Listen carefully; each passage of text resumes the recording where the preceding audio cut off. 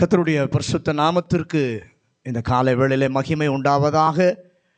இந்த 5வது மாதத்தை துவக்கின நாம் இந்த 5வது மாதத்தினுடைய இறுதி வாரம் வரைக்கும் கர்த்தர் நம்மை அற்புதமாய் நடத்தி இருக்கிறார். இந்த மாதத்தினுடைய இந்த கடைசி வாரத்திலும் ஒன்றிணைந்து தேவாதி தேவனை நல்லா ஆராதிக்க, அவருடைய பிரசன்னத்தை உணர, அனுபவிக்க கர்த்தர் நமக்கு கிருபை தந்தார். அவருக்கே மகிமை உண்டாகட்டும்.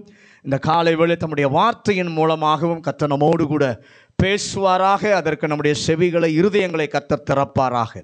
வாசிக்கலாம். 2 தெசலோனிக்கேயரின் புஸ்தகம் 1வது அதிகாரம் 11, 12 வசனங்கள். 2 தெசலோனிக்கேயர் 1வது அதிகாரம் 11, 12 வசனங்கள். ஆகையால் நம்முடைய தேவனும் கர்த்தராகிய இயேசு கிறிஸ்துவும் அளிக்கும் கிருபையின்படியே நம்முடைய கர்த்தராகிய இயேசு கிறிஸ்துவின் நாமம் உங்களிடத்திலும் நீங்கள் அவரிடத்திலும் மகிமைப்படும் பொருட்டாக நம்முடைய தேவன் உங்களை தமது அழைப்புக்கு பாத்திரராகவும் தமது தயையுள்ள சித்தம் முழுவதையும் விசுவாசத்தின் கிரியையையும் பலமாய் உங்களிடத்தில் நிறைவேற்றவும் வேண்டும் என்று எப்பொழுதும் உங்களுக்காக வேண்டிக்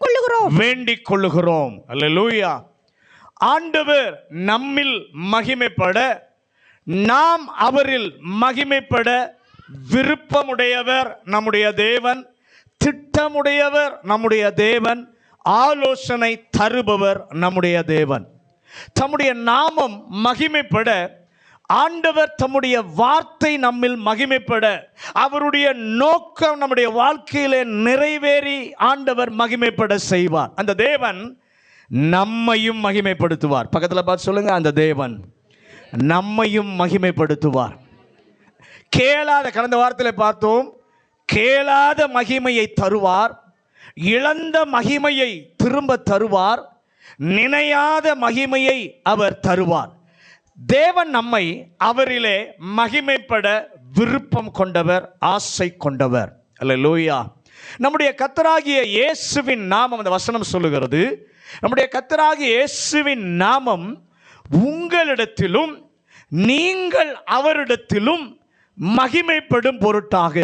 நாம் ஆண்டவரிடமிருந்து ஆசீர்வாதங்கள் பெற 3 வழிகள் இருக்கிறது. முதலாவது 104வது சங்கீதம் 28வது வசனம். சங்கீதம் 104:28. நீர் கொடுக்க அவைகள் வாங்கிக் கொள்ளும். நீர் உம்முடைய கையை திறக்க அவைகள் நன்மையால் திருப்தியாகும். அல்லேலூயா. வசனம் சொல்லுகிறது, நீர் கொடுக்க அவைகள் வாங்கிக் கொள்ளும்.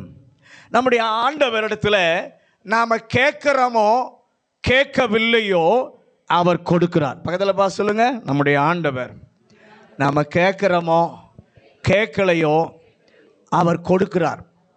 ஏன் அவர் கொடுக்கிறார் என்றால், நம்முடைய ஆண்டவர் கொடுக்கிறவர். சொல்லுங்க, ஏன் கொடுக்கிறார்? கேட்காமையோ கேட்டோ கேட்காமையோ ஏன் கொடுக்கிறார்னா, நம்முடைய ஆண்டவர் கொடுக்கிற தயாள குணம் உள்ளவர். அதனால என்ன பண்றாரு? கொடுக்கிறார். ஆண்டவர் கொடுப்பதினாலே நீங்களும் நானும் பெற்றுக்கொள்கிறோம். பக்கத்தில் பார்த்து சொல்லுங்க, அவர் கொடுப்பதினால நாம் என்ன பண்ணுகிறோம்?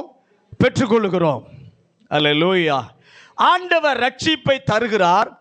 நாம பிரயாசப்பட்டதினால் அல்ல, ஆண்டவரே ரட்சியும் என்று கேட்டோம், கொடுத்தார், பெற்றுக்கொண்டோம். ஆமென் சொல்லுங்களேன். அது மாத்திரமல்ல, பரிசுத்த ஆவியானவரை நமக்கு கொடுத்தார், பெற்றுக்கொண்டோம். நமக்கு தாளந்துகள், நமக்கு திறமைகள் எல்லாவற்றையும் ஆண்டவர் கொடுத்தார். நாம் என்ன பண்ணோம்? பெற்றுக்கொண்டோம். நாம் கேட்டதினாலே அல்ல, அவர் கொடுப்பவராய் இருப்பதினாலே இதை எல்லாவற்றையும் நாம் பெற்றுக்கொண்டோம். இன்னொன்று கவனிக்கணும், ஏதோ கொடுக்க வேண்டும் என்பதற்காக மட்டுமல்ல, ஆண்டவர் நமக்கு கொடுக்கும்போது அவருடைய மனதிலே ஒரு நோக்கம் உண்டு. நோக்கம் நிறைவேறுவதற்காகத்தான் நமக்கு கொடுக்கிறார். கேட்டோ கேட்காமலோ ஆண்டவர் கொடுப்பதற்கு ஒரு நோக்கம் உண்டு. அந்த நோக்கம் நிறைவேறுவதற்காக ஆண்டவர் என்ன பண்ணுகிறார்? கொடுக்கிறார். வேதத்தில் பார்க்கும் பொழுது அவங்க கேட்டாங்க, கர்த்தர் சவுலை கொடுத்தார். தாவீதை கர்த்தர் கொடுத்த போது அவருக்கும் ஒரு நோக்கம் இருந்தது. நீர் கொடுக்கிற தேவன், கொடுக்கிறவர் என்பதை நிரூபிக்க கொடுப்பீர். அல்லேலூயா. இந்த காலை ஆராதனையிலும் ஆண்டவர் நமக்கு கொடுக்கிற தேவனாய் இருக்கிறார். ஆனால் அதே நேரத்தில் ஆண்டவர் நிரூபிப்பதற்காக கொடுக்கிறார். அதே நேரத்தில் ஒரு நோக்கம் நம்முடைய வாழ்க்கையில் இருப்பதினாலே அந்த நோக்கம் நிறைவேறுவதற்காக ஆண்டவர் என்ன பண்ணுகிறார்? கொடுக்கிறார். பெற்றுக்கொள்வது நாம் பெற்றுக்கொள்கிறோம். அந்த பெற்றுக்கொள்வதோடு கூட நாம் நிறுத்தி விடாமல் ஏன் கொடுத்தீர் என்று அறிந்து நிறைவேற்ற நாம் பிரயாசப்படணும். பக்கத்தில் சொல்லுங்க, கொடுத்ததால் பெற்றுக்கொண்டதோடு நிறுத்தி விடாமல் ஏன் ஆண்டவரே எனக்கு இதை கொடுத்தீர் என்று சொல்லி நிதானித்து பார்த்து அறிந்து அதை நிறைவேற்ற நமக்கு கர்த்தர் கிருபை தருவாராக. இரண்டாவது, மத்தேயு 10வது அதிகாரம் 41-42. மத்தேயு 10வது அதிகாரம் 41-42. தீர்க்கதரிசி என்னும் நாமத்தின் நிமித்தம் தீர்க்கதரிசியை ஏற்றுக்கொள்ளுகிறவன் தீர்க்கதரிசிக்கு ஏற்ற பலனை அடைவான். நீதிமான் என்னும் நாமத்தின் நிமித்தம் நீதிமானை ஏற்றுக்கொள்ளுகிறவன் நீதிமானுக்கு ஏற்ற பலனை அடைவான். சீசன் என்னும் நாமத்தின் நிமித்தம் இந்த சிறியரில் ஒருவனுக்கு ஒரு கலசம் தண்ணீர் மாத்திரம் குடிக்க கொடுக்கிறவனும் தன் பலனை அடையாமல் போகான் என்று மெய்யாகவே உங்களுக்கு சொல்லுகிறேன். ஆண்டவரிடம் நாம் பெரும் ஆசீர்வாதத்திற்கு இரண்டாவது வழி நம்முடைய செயல்பாட்டினுடைய விளைவாக தருகிறார். முதலாவது, கேட்டாலும் கேட்காவிட்டாலும் தருகிறார், நோக்கம் நிறைவேற. இரண்டாவது, நம்முடைய செயல்பாடு அல்லது செயல்பாட்டினுடைய விளைவு இருக்கிறதே, நம்முடைய கிரியை இருக்கிறதே, அந்த கிரியைக்கு செயல்பாட்டிற்கு பலனாக தேவன் தருகிறார். இந்த வசனத்திலே வாசிக்கும் பொழுது, சீசன் என்னும் நாமத்தினாலே ஒரு கலசம் தண்ணீர் கொடுத்தாலும் அதற்கேற்ற பலனை அடைவான். நீங்க 2 கொரிந்தியர் 9வது அதிகாரம் 6வது வசனத்தை வாசிங்க. 2 கொரிந்தியர் 9வது அதிகாரம் 6வது வசனம். பின்னும் நான் சொல்லுகிறது என்னவெனில் சிறுக விதைக்கிறவன் சிறுக அறுப்பான், பெருக விதைக்கிறவன் பெருக அறுப்பான். வசனம் சொல்லுகிறது, சிறுக விதைக்கிறவன் சிறுக அறுப்பான், பெருக விதைக்கிறவன் பெருக அறுப்பான். ரூத்திற்கு ஆண்டவர் சொல்கிறார், இஸ்ரவேலுடைய செட்டைகளின் கீழ் வந்த உனக்கு அவராலே நிறைவான பலன் கிடைப்பதாக. இந்த நாளிலே ஆண்டவரே, எங்களுடைய கிரியைகளின் விளைவாக அல்லது எங்களுடைய செயல்பாட்டின் விளைவாக, எங்கள் முயற்சிகளின் விளைவாக, எங்களுடைய கீழ்ப்படிதலின் பிரதிபலனாக நீர் கொடுக்கிற தேவனாய் இருக்கிறீர். பக்கத்தில் சொல்லுங்க, இரண்டாவது, உங்க செயல்பாடு, உங்க கிரியை, உங்களுடைய கீழ்ப்படிதல், அதற்கு பிரதிபலனாக நம்முடைய ஆண்டவர் கொடுக்கிற தேவனாய் இருக்கிறார். மூன்றாவது ஆசீர்வாதத்தை பெற வழி ஆண்டவர் தருவார். எப்போது தருவார்? நாம் ஆண்டவருக்கு கொடுத்தால் கர்த்தர் திரும்ப கொடுப்பார். அல்லேலூயா. முதலாவது, கேட்டாலும் கேட்காவிட்டாலும் தருவார். இரண்டாவது, நாம பிரயாசப்பட்டால் அல்லது முயற்சி செய்தால் அல்லது கீழ்ப்படிந்தால் ஆண்டவர் கொடுப்பார். மூன்றாவது, அவருக்கு செய்தால் அவர் திரும்ப நமக்கு செய்கிறார். நீங்க வாசிங்க, லூக்கா 6வது அதிகாரம் 38வது வசனம். லூக்கா 6வது அதிகாரம் 38வது வசனம். கொடுங்கள், அப்பொழுது உங்களுக்கு கொடுக்கப்படும். அப்பொழுது உங்களுக்கு கொடுக்கப்படும். அமுக்கி குலுக்கி சரிந்து விழும்படி நன்றாய் அளந்து உங்கள் மடியிலே போடுவார்கள்.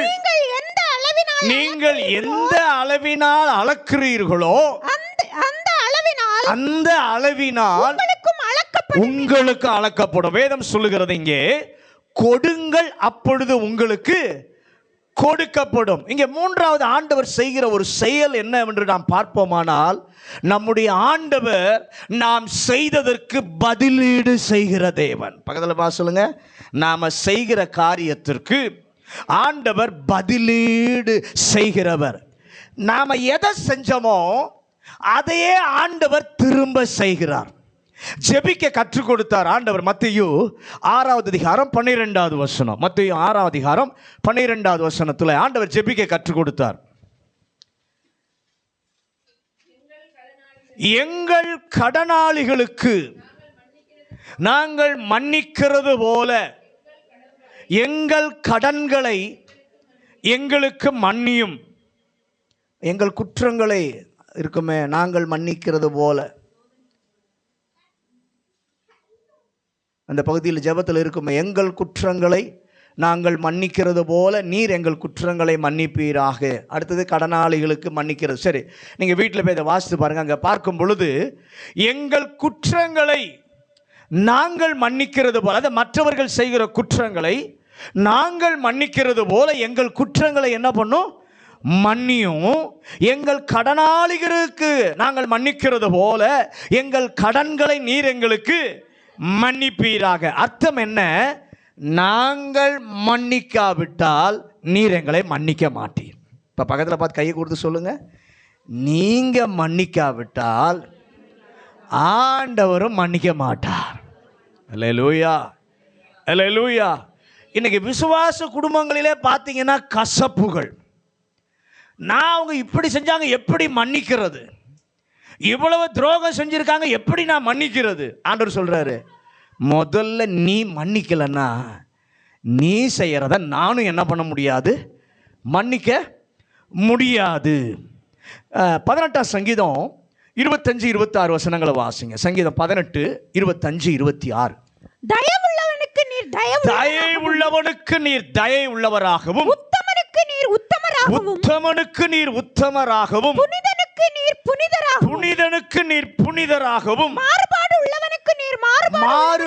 உள்ளவனுக்கு நீர் மாறுபடுகிறராகவும் தோன்றுவீர். வசனம் சொல்லுது, தயை உள்ளவனுக்கு அவர் யாரு? தயை உள்ளவர். உத்தமனுக்கு அவர் யாரு? உத்தமன்.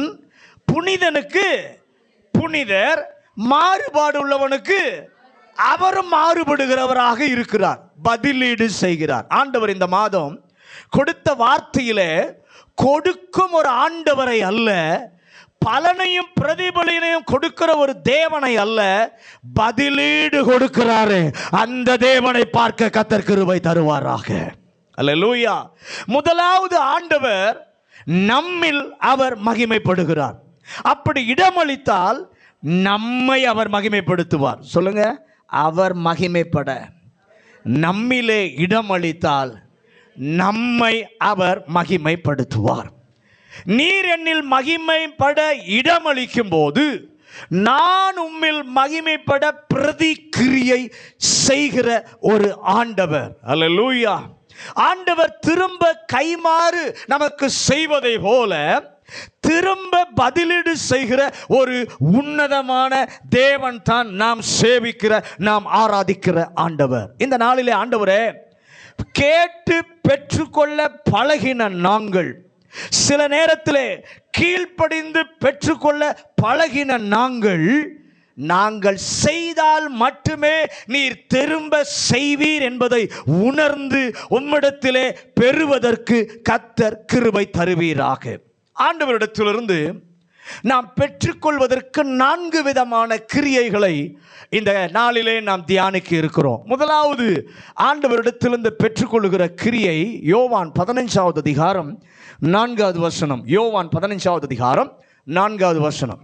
என்னில் நிலைத்திருங்கள், என்னில் நிலைத்திருங்கள், நானும் உங்களில் உங்களில் நிலைத்திருப்பேன், நானும் உங்களில் நிலைத்திருப்பேன். கொடியானது திராட்சை செடியில் கொடியானது திராட்சை செடியோடு நிலைத்திராவிட்டால் அது தானாய் கனி கொடுக்க மாட்டாதது போல நீங்களும் என்னில் நிலைத்திராவிட்டால் கனி கொடுக்க மாட்டீர்கள். முதலாவது பெற்றுக்கொள்ளணும்னா ஆண்டவரிலே நிலைத்திருக்கணும். அப்படி நிலைத்திருந்தால் முதலாவது ஆண்டவர் பதிலீடு செய்கிறார். அல்லேலூயா. வசனம் சொல்லுது, என்னில் நிலைத்திருங்கள், நானும் உங்களில் நிலைத்திருப்போம். நாம் அவரில் நிலைத்திருப்பது, ஆண்டவரில் நான் நிலைத்திருக்கிறேன், அவர் கிருபையாலே நிலைத்திருக்கிறேன் என்றால் என் ஆவிக்குரிய வாழ்க்கைக்கு அது அத்தியாவசியம். பக்கத்தில் பார்த்து சொல்லுங்க, ஏன் நான் ஆண்டவருக்குள்ள நிலைத்திருக்கிறேன் என்றால் என்னுடைய ஆவிக்குரிய வாழ்க்கையினுடைய அது அத்தியாவசியமான ஒரு காரியம். அது இல்லாவிட்டால் நீங்களும் நானும் பிழைக்கவே முடியாது. நீங்களும் நானும் பிழைக்கவே முடியாது.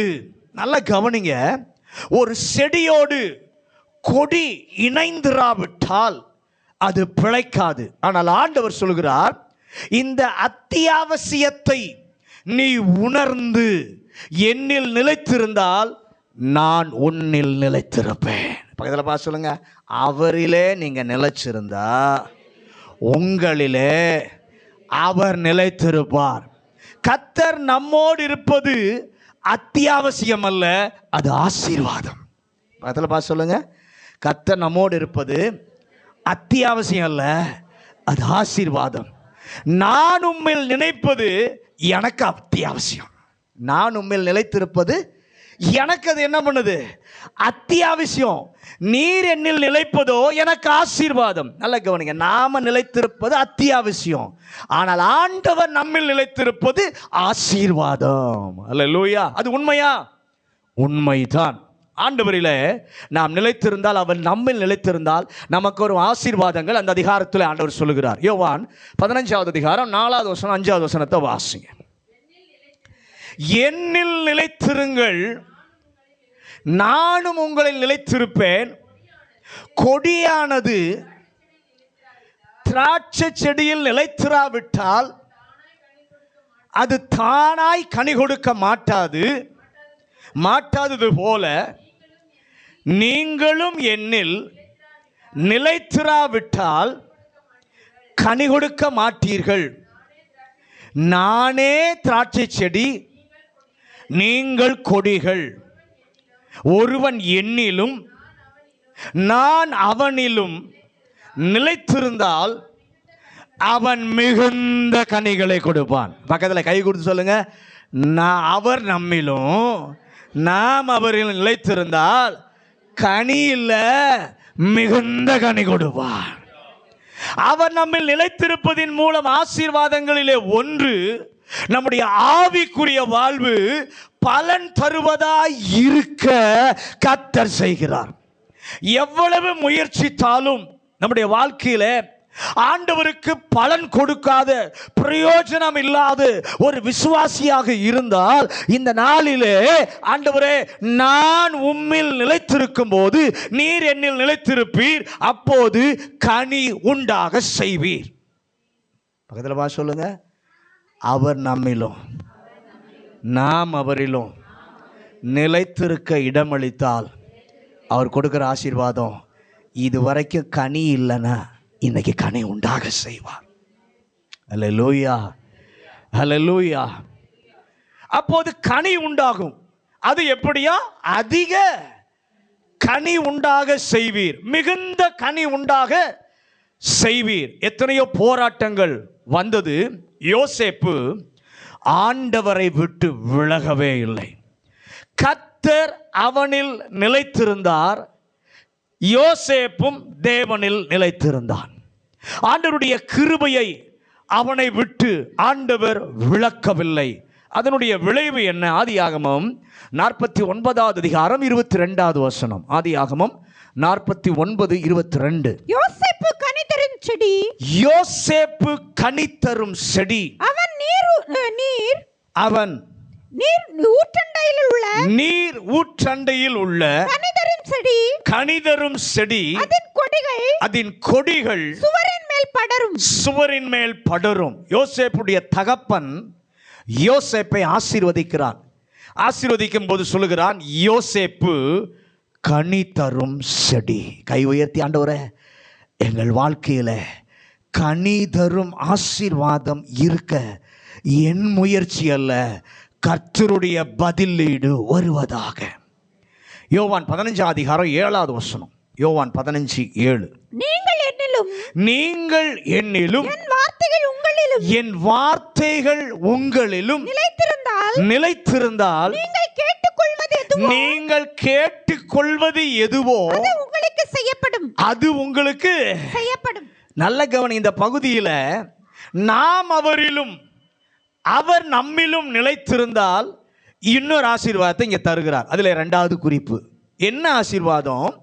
நீங்கள் என்னிடத்தில் எதை கேட்டுக்கொள்வீர்களோ அது உங்களுக்கு செய்யப்படும். இப்ப புரிஞ்சுதா ஏன் நம்ம ஜெபத்துக்கு பதில் வரல? ஏன் இன்னும் நம்ம ஜெபத்துக்கு பதில் வரல?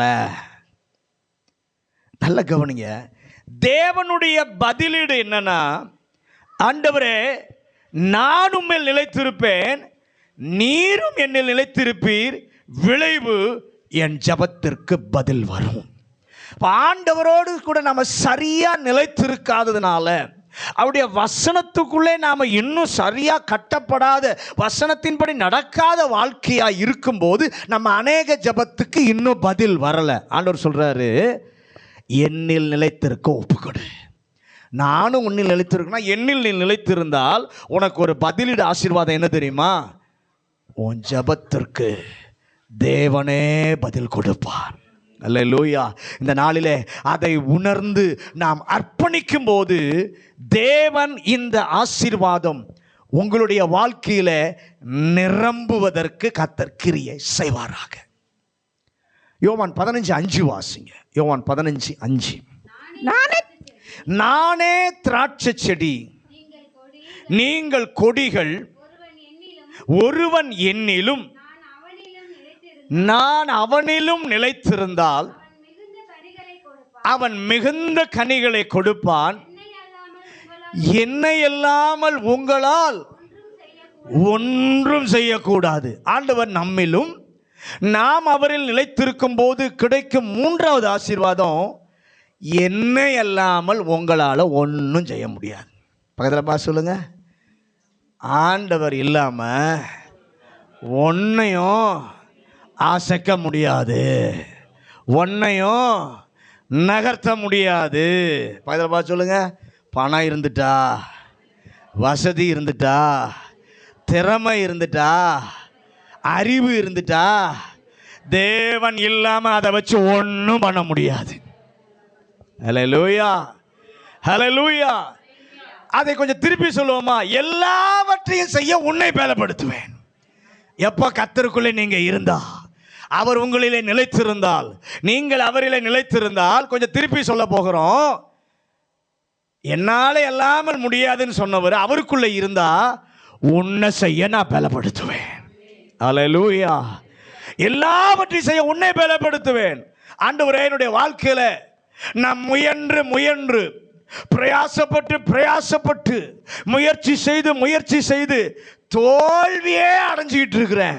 இப்போது எங்களுக்கு புரிகிறது, பிரயாசத்தினால் மட்டும் வருவதில்லை, நீர் எங்களிலும் நாங்கள் உங்களிலும் நிலைத்திருக்க வேண்டும் என்பது மிக முக்கியமானது. அல்லேலூயா. எங்களுக்கு அது கிடைக்கும் கிருபை. 1 நாளாகமம் 28வது அதிகாரம் 9வது வசனத்தை வாசிங்க. 1 நாளாகமம் 28:9. என் குமாரனாகிய சாலமோனே, நீ உன் பிதாவின் தேவனை அறிந்து அவரை உத்தம இருதயத்தோடும் உற்சாக மனதோடும் சேவி. கர்த்தர் எல்லா இருதயங்களையும் ஆராய்ந்து நினைவுகளின் தோற்றங்களை எல்லாம் அறிகிறார். நீ அவரை தேடினால் உனக்கு தென்படுவார். நீ அவரை விட்டுவிட்டால் அவர் உன்னை என்றென்றைக்கும் கைவிடார். நல்லா இந்த வசனத்தை அண்டர்லைன் பண்ணி வச்சுக்கோங்க. தாவீது தன் குமாரனாகிய சாலமோனை பார்த்து சொல்லுகிறார், சாலமோனே, உனக்கு எல்லாம் வரலாம், எல்லாம் இருக்கலாம், நீ அவரை தேடினால் அவர் தென்படுவார். நீ அவரை கைவிட்டுட்டீனா அவரும் உன்னை கைவிட்டுருவார். பக்கத்தில் பார்த்து சொல்லுங்க, நீங்க தேடினால் தென்படுவார், அவரை கைவிட்டுட்டீங்கன்னா அவரும் உங்களை கைவிட்டுருவார். 1 ராஜாக்கள் 11 அதிகாரம் 38வது வசனம். 1 ராஜாக்கள் 11வது அதிகாரம் 38வது வசனம்.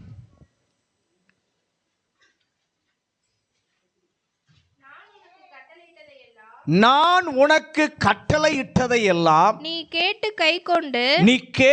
கைக்கொண்டு நீ என் வழிகளில் நடந்து என் தாசனாகிய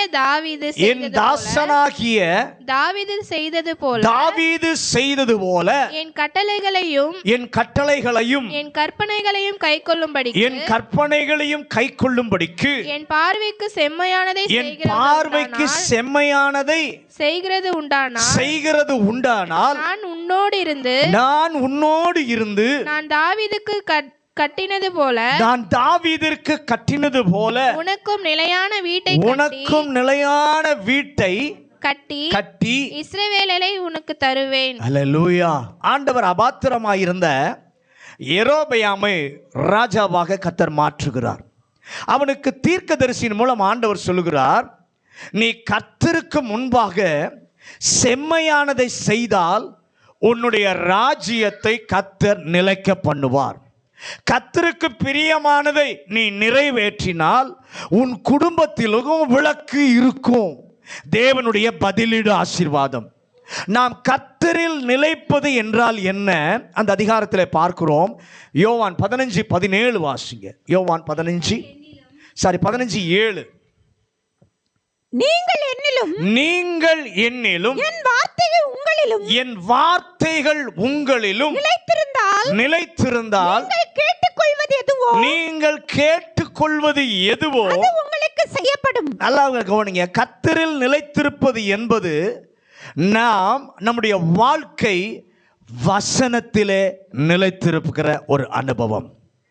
நீங்கள் என்னிலும் என் வார்த்தைகள் உங்களிலும். அந்த வார்த்தை நல்லா கொஞ்சம் ஆராய்ஞ்சு பாருங்க. நீங்கள் என்னிலும் என் வார்த்தைகள் உங்களிலும். ஆண்டவரே, என்னுடைய வாழ்க்கை உம்முடைய வசனத்தை மையமாக கொண்டிருக்கிறதா? இந்த காலை வேளை அதை யோசிங்க. நான் எவ்வளோ ஓடிக்கொண்டிருக்கிறேன், எவ்வளவோ பிரயாசப்படுகிறேன், எவ்வளவோ முயற்சி செய்கிறேன், ஆனால் என்னுடைய வாழ்க்கை உம்முடைய வசனத்தை மையமாக வைத்து அது ஓடுகிறதா என்பதை இந்த காலை வேளையிலே சிந்தித்து பார்க்க கர்த்தர் உதவி செய்வாராக. நம்முடைய வாழ்க்கையினுடைய, நம்முடைய குடும்பத்தினுடைய அஸ்திபாரம் வசனமா இருக்கணும். பக்கத்தில் பார்த்து சொல்லுங்க, நம்முடைய குடும்பம், நம்முடைய வாழ்க்கையினுடைய அஸ்திபாரம் வசனமா இருக்கணும். அப்படி அந்த வசனத்தை வைத்து அந்த வசனத்திலே நாம் நிலை கொண்டு இருப்போமானால், நிலைத்திருப்போம் என்றால் அர்த்தம் நீரும் என்னில் நிலைத்திருக்கிறீர். வசனத்தை கை கொண்டு நாம் நடந்தா, அவருக்குள்ள இருந்தா, நிச்சயமா தேவனும் நம்ம கூட இருக்கிறார். அல்லேலூயா. என் ஆண்டவர் நம்மோடு கூட இருக்கிறார் என்பதற்கு வழிவகுப்பது வசன ஆதாரம், வசன அஸ்திபாரம். ஒரு வசனத்தை கூட வாசிங்க. யோவான் அதே 15:7 வாசிக்க வேண்டாம். ஆண்டவரில் நிலைத்திருப்பது என்றால் என்னத்தை, அதாவது என்ன அப்படின்னா அவருடைய சந்தோஷம் நம்மிலே நிலைத்திருக்கணும். பக்கத்தில் பாசி, ஆண்டவரில் நிலைத்திருப்பது என்றால் அவருடைய சந்தோஷம் நம்மிலே நிலைத்திருக்க வேண்டும். ரட்சிக்கப்பட்ட போது, அபிஷேகம் நாம் பெற்ற போது கர்த்தர் ஒரு சந்தோஷத்தை கொடுத்தார். அப்படி பெற்றவங்கெல்லாம் கை உயர்த்தி ஒரு ஆமென் சொல்லுங்க. ரட்சிக்கப்பட்ட புதுசுல, அபிஷேகத்தை பெற்ற புதுசுல ஆண்டவர் ஒரு சந்தோஷத்தை கொடுத்தார். ஆனா இன்னைக்கு அந்த சந்தோஷம் இருக்கா? ரட்சிக்கப்பட்ட நாளில் கொடுத்தாரு, அபிஷேகம் பண்ணப்பட்ட நாளில் கொடுத்தாரு. ஆனா இன்னைக்கு அந்த சந்தோஷம் இருக்கா? இழந்து போகாமல் இருக்க உதவி செய்யணும். ஒரு நிமிஷம் எல்லாரும் கையை உயர்த்தி, ஆண்டவரே நீர் கொடுத்த சந்தோஷத்தை, சமாதானத்தை இழந்து போகாமல் இருக்க எனக்கு உதவி செய்யும். வெளிப்படுத்தல் புஸ்தகத்தில் பிலதெல்பியா சபையை குறித்து நாம் வாசிக்கிறோம். அந்த பிலதெல்பியா சபையை குறித்து ஆண்டவர் சொல்லுகிறார், உனக்கு கொஞ்ச பலன் இருந்தபோது நீ என்னை மறுதலிக்காமல் என்னோடு நிலைத்திருந்தாய், உனக்கு பதிலீடு செய்கிறேன். எப்படி உனக்கு நான் பதிலீடு செய்கிறேன்? உனக்கு முன்பாக திறந்த வாசலை வைக்கிறேன், ஒருவனும் அதை பூட்டுவதில்லை. எல்லாரும் கையை உயர்த்தி, ஆண்டவரே நான் உம்மிலோ நீர் என்னிலோ நிலைத்திருக்க எனக்கு ஒரு கிருபை செய்யும். நீர் கொடுத்த சந்தோஷத்தை நான் ஒரு நாள் இழக்காதபடி உம்முடைய வசனத்தை மையமாக கொண்டு, வசனத்தை அஸ்திபாரமாக கொண்டு என்னுடைய வாழ்க்கை, என்னுடைய குடும்பம் நடக்கும்போது ஆண்டவரே நீர் பதிலீடு ஆசீர்வாதத்தை கொடுக்கிறீர், உமக்கு நன்றி. இரண்டாவது யோவான் 14வது அதிகாரம் 21, 23. யோவான் 14வது அதிகாரம். என் கற்பனைகளை பெற்றுக்கொண்டு அவைகளை கைக்கொள்ளுகிறவனே அவைகளை கைக்கொள்ளுகிறவனே என்னிடத்தில் அன்பாய் இருக்கிறான். என்னிடத்தில் அன்பாய் இருக்கிறான். என்னிடத்தில் அன்பாய் இருக்கிறவன் என் பிதாவுக்கு அன்பாய் இருப்பான். என் பிதாவுக்கு அன்பாய் இருப்பான். நானும் அவனில் அன்பாய் இருந்து அவனுக்கு என்னை வெளிப்படுத்துவேன். முதலாவது ஆண்டவர் கொடுக்கிற ஆசீர்வாதத்தினுடைய முதலாவது வழி நிலைத்திருங்கள். அப்படி நிலைச்சிருந்தா பதிலீடு கர்த்தர் செய்கிறார். இங்கே இரண்டாவது சொல்றாரு, என்னில் அன்பாய் இருந்தால் நானும் அன்பு கூறுவேன். அங்கீகாரத்தை கொடுக்கிறார். முதலாவது பதிலீடு செய்கிறார், இரண்டாவது என்ன பண்ணுகிறாரு? அங்கீகாரத்தை கொடுக்கிறார். அந்த வசனத்தில் பார்க்கும்போது கொஞ்சம் கவனிங்க. நாம் அவரை நேசிக்காத போது, நாம் அவரை நினைக்காத போது, இன்னும் சொல்ல போனா நீங்களும் நானும் அவருக்கு விரோதமாய் செயல்பட்ட போது அவர் முதலில் நம்மில் அன்பு கூர்ந்தார். ஆமென் சொல்றவங்களாம் கையை உயர்த்தி, ஆண்டவரே நான் முதல்ல அன்பு கூறல, உமக்கு விரோதமானவனா நான் இருந்தபோது, கொஞ்சம் ஆண்டவரே எதுவுமே நான் செய்யாம உம்மை நேசிக்காம இருந்தபோது முதலில் நீர் என்னில் அன்பு கூர்ந்தீர். எல்லார் மேலும் அவர் முந்தி அன்பு கூறுகிறார். அவரை அறிந்தவர்களோ அவரை அறியாதவர்களோ, இன்னும் சொல்ல போனா ஏத்திஸ்டா இருந்தாலும் முந்தி கர்த்தர் அன்பு கூறுகிறார். ஆனால் இங்கே நீங்கள் என்னில் அன்பாய் இருந்தால், விசுவாசிகளுக்கு ஆண்டவர் பேசுகிறார். யாருக்கு பேசுறாரு? விசுவாசிகளுக்கு, தேவ ஜனங்களுக்கு பேசுகிறார். நீங்கள் முந்தி அவர் அன்பு கூறுகிறார். ஆனா ஆண்டவர் சொல்றாரு, நாம் அவரிடத்தில் அன்பு கூற காரணம் அவர் முந்தி நம்மில் அன்பு கூர்ந்ததினால தான் நாம் அவரிடத்தில் அன்பு கூறுகிறோம். அல்லேலூயா. அவர் பிள்ளையாகிய நான் அவரிடத்தில் அன்பு கூறுகிறேன் என்றால், நல்ல கவனிங்க, என் இயல்பான கிரியை, அது என்னுடைய இயல்பான கிரியை. நன்றி நிறைந்து நம்முடைய அன்பை பிரதி கிரியையாக ஆண்டவர் நமக்கு காண்பித்து, நீ என்னில் அன்பாய் இருந்தால் நானும் உன்னில் அன்பாய் இருப்பேன் என்று சொன்னபோது அதுதான் நமக்கு கொடுத்த அங்கீகாரத்தை அது குறிக்கிறது. அல்லேலூயா. அவனுக்கு 12 குமாரர்கள் இருந்தார்கள். ஆனால் ஒருவனை அதிகமாக நேசித்தான். யோசேப்பை தகப்பன் மிகவும் அதிகமாக என்ன பண்ணான்? நேசித்தான். ஆதியாகமம் 37வது அதிகாரம் 3வது வசனம். ஆதியாகமம் 37வது அதிகாரம் 3வது வசனம். இஸ்ரவேலின் முதிர் வயதிலே, இஸ்ரவேல் முதிர் வயதிலே யோசேப்பு தனக்கு பிறந்ததினால், யோசேப்பு தனக்கு பிறந்ததினால் இஸ்ரவேல் தன் குமாரர் எல்லாரிலும், தன் குமாரன் எல்லாரிலும் அவனை அதிகமாய் நேசித்து அவனுக்கு பல வர்ணமான அங்கியை செய்வித்தான். தகப்பன் அவனை நேசித்தான் என்பதினாலே யோசேப்பிற்கு கிடைத்தது என்ன அப்படின்னு பார்க்கும்போது, எல்லா பிள்ளைகளுக்கு இருப்பதை விட மிகவும் விலை உயர்ந்த அலங்காரமான வஸ்திரம் யோசேப்புக்கு கிடைத்தது. அந்த வஸ்திரத்தை பார்ப்பார்கள், தகப்பனின் அவனுடைய அன்பை என்ன பண்ணுவார்கள்? தெரிந்து கொள்வார்கள். ஆண்டவரே, உம்முடைய அன்பு எங்களுக்கு அங்கீகாரத்தை தருகிறது, எங்களுக்கு ஒரு அடையாளத்தை தருகிறது, எங்களுக்கு ஒரு விலாசத்தை தருகிறது. பக்கத்தில் பார்த்து கையை கொடுத்து சொல்லுங்க, ஆண்டவருடைய அன்பு நமக்கு ஒரு அங்கீகாரத்தை தருகிறது, நமக்கு ஒரு அடையாளத்தை தருகிறது, நமக்கு ஒரு விலாசம். நீங்கள் யோசிச்சு பாருங்க, ஒரு காலத்தில் நாம் யாருன்னே பக்கத்தில் இருக்கவங்களுக்கே தெரியாது. ஆனால் ஆண்டவர் என்னைக்கு நமக்குள்ளே வந்தாரோ நம்மளை எல்லாரும் முன்னாடி அடையாளப்படுத்தி காண்பிக்கிறார். நமக்கு ஒரு விலாசம், பேரை அறிமுகமாகாமல் எங்கேயோ இருந்தோம்.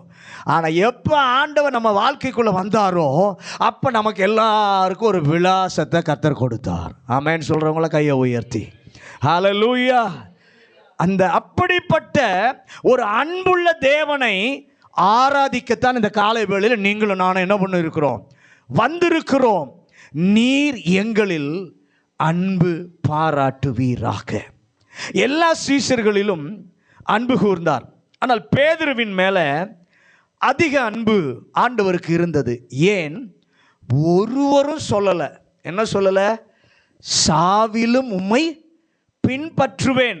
முடியாமல் போனது வேறு விஷயம், அவன் சொன்னான். ஆனால் வாயளவிலையாவது என்ன பண்ணா சொன்னா, சொல்லுவதற்கு ஒரு ஆள் இருந்தான். பக்கத்தில் பார்த்து சொல்லுங்க, அவன் செய்யலைனாலும் சொல்லுவதற்காகவாவது ஒருவன் என்ன பண்ண அங்கே இருந்தான். அப்படி இருக்கும்போது ஆண்டவர் அவன் மேலே அன்பு காட்ட விரும்பினார். உன்னால் முடியவில்லை, அவனை பார்த்து கேட்குறாரு, என்னில் அன்பாய் இருக்கிறாயா? சொன்னான், அவனால் செய்ய முடியல. ஆனால் ஆண்டவர் அவனை பார்த்து கேட்கிறார், என்னில் அன்பாய் இருக்கிறாயா என்று கேட்கும்போது இல்லை என்று சொல்லித்தான் அவன் சொல்லுகிறான். நீங்கள் எதிர்பார்க்கிற அளவு அன்பு என்கிட்ட இல்லை அப்படின்னு உணர்ந்த பின்பு ஆண்டவர் சொல்லுகிறாரு, என் ஆடுகளை மேய்ப்பாயாக, என் ஆட்டுக்குட்டிகளை மேய்ப்பாயாக. உண்மை நிலையை அவன் உணர்ந்து கொள்கிறான். தேவன் அவனுக்கு ஒரு அங்கீகாரத்தை கொடுக்கிறான். என்ன அங்கீகாரம்? என் ஆடுகளை மேய்ப்பாயாக, என் ஆட்டுக்குட்டிகளை மேய்ப்பாயாக. நீ என்னால் பயன்படுத்தப்படுவாய், நீ என்னால் பயன்படுத்தப்படுவாய், என் கரங்களிலே நீ உபயோகப்படுத்தப்படுவாய். பக்கத்தில் பார்த்து சொல்லுங்க, தேவன் மேலே உண்மையாக அன்பு இருந்தா தேவன் பயன்படுத்துவார், அவருடைய கரத்தில் எடுத்து உபயோகிப்பார். நீ ஒதுக்கப்பட வேண்டிய ஆள் அல்ல. பேதுருவே நீ என்னை மறுதலித்தாய் என்று பட்ட பெயர் சொல்லி உன்னை எல்லாரும் அழைக்க அவசியம் இல்லை. என் நோக்கம் உன் மூலமாகத்தான் நிறைவேறும். அல்லேலூயா. நான் உனக்கு ஒரு அங்கீகாரத்தை கொடுக்கிறேன். ஆண்டவர் இஸ்ரவேல் ஜனங்களுக்கு சொன்னார். உபாகமம் 11ஆம் அதிகாரம் 1வது வசனம். உபாகமம் 11வது அதிகாரம் 1வது வசனம். நீ உன் தேவனாகிய கர்த்தரிடத்தில் அன்பு கூர்ந்து, நீ உன் தேவனாகிய கர்த்தரிடத்தில் அன்பு கூர்ந்து, அவருடைய பிரமாணங்களையும் அவருடைய பிரமாணங்களையும் அவருடைய கட்டளைகளையும் அவருடைய கட்டளைகளையும் அவருடைய நியாயங்களையும் அவருடைய நியாயங்களையும் அவருடைய கற்பனைகளையும் அவருடைய கற்பனைகளையும் எப்பொழுதும் கைக்கொள்வாயாக, எப்பொழுதும் கைக்கொள்வாயாக. என்னில் அன்பு கூர்ந்து என் கட்டளைகளை கைக்கொள்வாயாக. அவர்கள் ஆண்டவரிலே அன்பு கூர்ந்து கட்டளைகளை கைக்கொண்டு வந்தபோது ஒரு சூழ்நிலை வந்தது. அந்த சூழ்நிலையில பாலாக் என்கிற ராஜா இஸ்ரவேலை சபிக்க பீலேயாமை அழைத்து வருகிறான். என்னாகமம் 23ஆம் அதிகாரம் 8லிருந்து 10 வசனங்களை வாசி. தேவன் சபிக்கிறவனை நான் சபிப்பது எப்படி? தேவன் நல்லா வாசிங்க. தேவன் சபிக்காதவனை நான் சபிப்பது எப்படி? நான் சபிப்பது எப்படி? கர்த்தர் வெறுக்காதவனை நான் வெறுப்பது எப்படி? மலை உச்சியிலிருந்து நான் அவனை கண்டு குன்றுகளிலிருந்து அவனை பார்த்து அந்த ஜனங்கள் ஜாதிகளோட கலவாமல் தனியே வாசமாயிருப்பார்கள். ராஜாவும் எவ்வளவோ முயற்சி செய்து பார்க்கிறான். எதுக்கு? இஸ்ரவேலரை சபிக்க. ஆனா எவ்வளவு முயற்சி செய்தும் இஸ்ரவேலரை சபிக்க முடியவில்லை.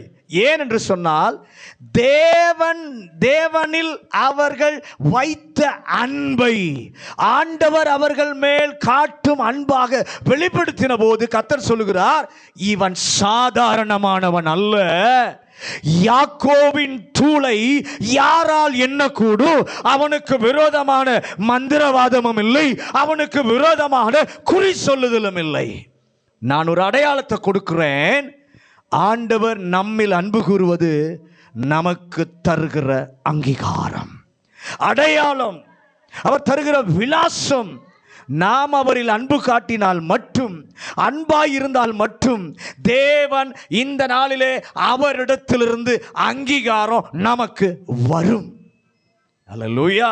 அந்த அங்கீகாரம் வருகிற நிலையிலே ஆண்டவர் நம்மிடத்திலும் அன்பு கூறுவார். அல்லேலூயா. அவர் எதிர்பார்க்கிறார். அதனுடைய அடையாளம் என்ன? ஆண்டவருக்கு நாம் காண்பிக்க வேண்டிய நம்முடைய இயல்பான கிரியை என்னன்னா அன்பு. அது எப்படி இருக்கணும்? 5 காரியங்களை வேகமாக நான் சொல்லுகிறேன், வசனத்தை மட்டும் காட்டி கொடுக்கிறேன். எபேசியர் 3ஆம் அதிகாரம் 17வது வசனம். எபேசியர் 3ஆவது அதிகாரம் 17வது வசனம். விசுவாசத்தினாலே கிறிஸ்து உங்கள் இருதயங்களில் விசுவாசத்தினாலே கிறிஸ்து உங்கள் இருதயங்களில் வாசமாயிருக்கவும் நீங்கள் அன்பிலே வேரூன்றி நிலை பெற்றவர்களாகி. நல்ல கவனிங்க, கர்த்தருடைய அன்பிலே நம்முடைய வேர் எதிலே இருக்கணும்னா கர்த்தருடைய அன்பிலே நம்முடைய வேர் இருக்கணும். நான் ஜெபிக்கிறேன், நான் செயல்படுகிறேன், கர்த்தருக்காக கொடுக்கிறேன், வேதம் வாசிக்கிறேன் என்றால் கடமை என்பதிலே அல்ல, அவர் மேல் உள்ள அன்பு என்கிற மண்ணில் வேரூன்றி இருக்க கர்த்தர் உதவி செய்வாராக. 2வது எபேசியர் 3:18. எபேசியர் பரிசுத்தவான்களோடும் கூட சகல பரிசுத்தவான்களோடும் கூட கிறிஸ்துவினுடைய அன்பின் அகலமும் நீளமும் ஆழமும் உயரமும் இன்னதென்று உணர்ந்து நாம் கூடி வரும் பொழுதெல்லாம் குடும்ப ஜெபமாக இருக்கலாம், குடும்ப ஜெபத்திற்காக கூடினாலும், சபையாக கூடி வந்தாலும் தேவனுடைய அன்பில் நிலைத்திருக்கிறோம் என்பதனுடைய அடையாளங்களில் ஒன்று என்ன தெரியுமா? நாம் உணர்ந்து கொள்வோம்.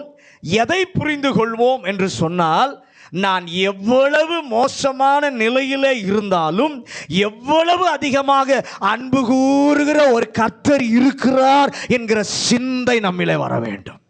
தேவ சமூகம் வரும்போது அவசியத்தை உணர்வதல்ல முக்கியம், தேவ அன்பை உணர்வதுதான் முக்கியம். 3வது எபேசியர் 3:19. அறிவுக்கு எட்டாத அந்த அன்பை அறிந்து கொள்ள வல்லவர்களாகவும் தேவனுடைய சகல பரிபூரணத்திலும் நிறையப்படவும் அவர் தமது மகிமையினுடைய ஐஸ்வரியத்தின்படியே உங்களுக்கு அனுக்கிரகம் பண்ண வேண்டும் என்று. நல்ல கவனி, வசனம் சொல்லுது, அறிவுக்கு எட்டாத அந்த அன்பை அறிந்து கொள்ள வல்லவர்களாக. நமக்குள் இருக்கும் வளர்ச்சி ஒன்றும் புரியாதிருந்த நாம் வல்லவர்களாக நாம் இருப்போம்.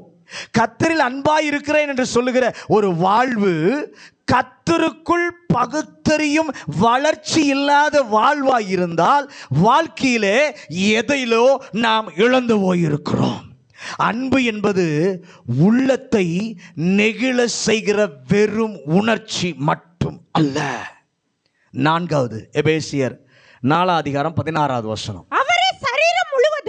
அவரே சரீரம் முழுவதும் அவராலே சரீரம் முழுவதும் அவருக்கு உதவியாய் இருக்கிற சகல கணுக்களிலும் இசைவாய் கூட்டி இணைக்கப்பட்டு ஒவ்வொரு அவயமும்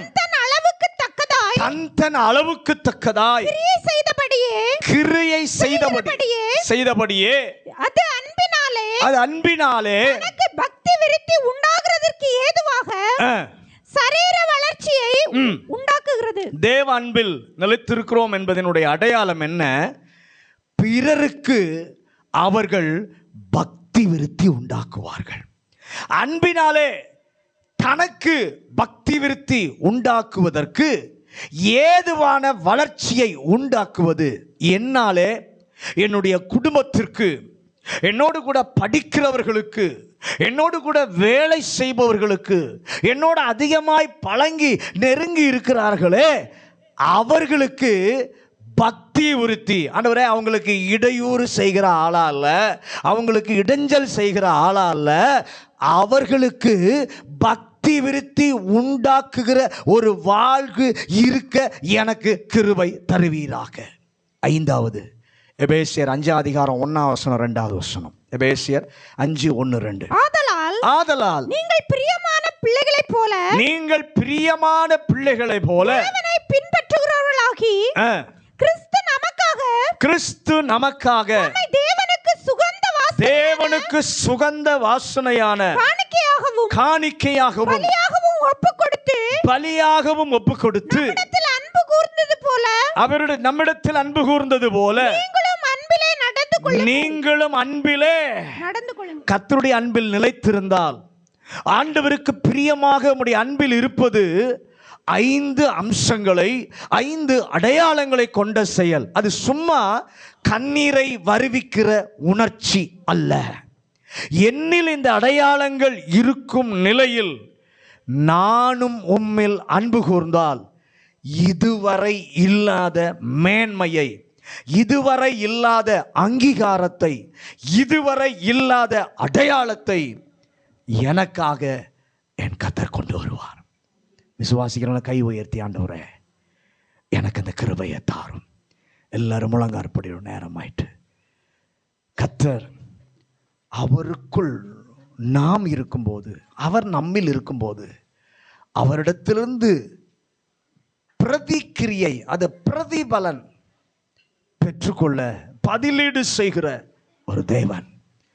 ஆண்டவரிடத்திலிருந்து அந்த பிரதிக்கிரியை, பிரதிபலனை நாம் பெற்றுக்கொள்ளணும்னா முதல் வழி அவரிலே நிலைத்திருக்கணும். அவர் நம்மிலும் நாம் அவரிலும் நிலைத்திருக்கும் போது ஆண்டவர் நமக்கு பதிலீடு செய்கிறார். 2வது, ஆண்டவர் சொல்லுகிறார், என்னில் அன்பாயிருந்தால் நானும் உன்னில் அன்பாயிருப்பேன். நமக்கு ஒரு அங்கீகாரத்தை கர்த்தர் கொடுக்கிறார். அந்த அன்பு என்பதில் 5 வித அடையாளங்கள் நம்முடைய வாழ்க்கையில், 5 வித அம்சங்கள் நம்முடைய வாழ்க்கையில் இருக்கணும். அந்த 5 அம்சமும் வெறும் கண்ணீரை நம்முடைய வாழ்க்கையில் கொண்டு வருகிற உணர்ச்சி அல்ல. அந்த அடையாளங்கள் இருக்கும்போது நானும் தேவனிலே அன்பு கூர்ந்தால் ஆண்டவர் செய்கிறது என்ன தெரியுமா?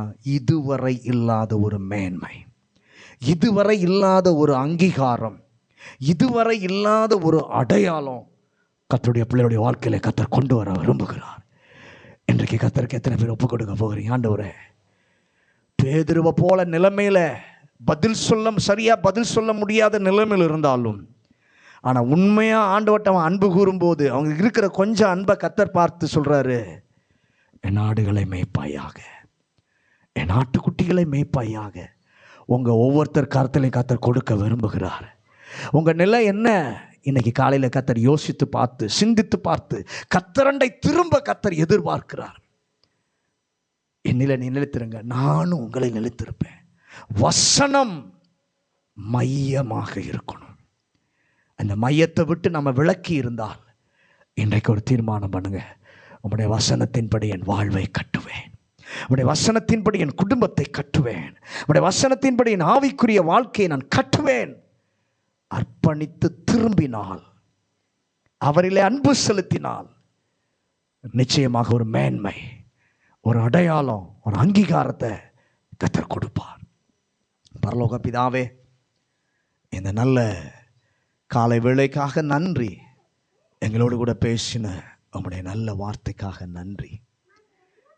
நீர் எங்களிலும் நாங்கள் உம்மிலும் நிலைத்திருப்பதும், நீர் எங்களிலும் நாங்கள் உம்மிலும் மகிமைப்படுவது உம்முடைய சித்தம், நோக்கம். அந்த அனுபவத்தை பெற்றுக்கொள்வதற்கு முதலாவது நாங்கள் நிலைத்திருக்கணும்.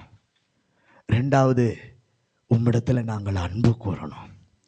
அப்படி இருக்கும்போது நீரும் எங்களில் நிலைத்திருப்பீர், எங்களிலே அன்பு கூறுவீர். கேட்ட 5 அடையாளங்களும் எங்கள் வாழ்க்கையில் இருக்கவும் கர்த்தர் கிருபை தாரும். வந்த ஒவ்வொருவரையும், வசனம் கேட்ட ஒவ்வொருவரையும் இந்த வாரத்தில் கர்த்தர் பலப்படுத்துவாராக. தேவன் பிள்ளைகளுடைய வாழ்க்கையில மகிமைப்படுவீராக. நீர் அவர்களுக்கு கொடுக்கிற பதிலீடு ஆண்டவரே, ஒரு அங்கீகாரம், ஒரு அடையாளம் ஆண்டவரே, நீர் அதை காண செய்வீராக. உங்கள் பிள்ளைகளுக்கு ஒரு மேன்மையை கர்த்தர் கொடுப்பீராக. அந்த ஒருவரையும் கர்த்தர் ஆசீர்வதியும். இயேசுவின் நாமத்தில் ஜெபிக்கிறோம் நல்ல பிதாவே, ஆமென். என் ஆத்துமா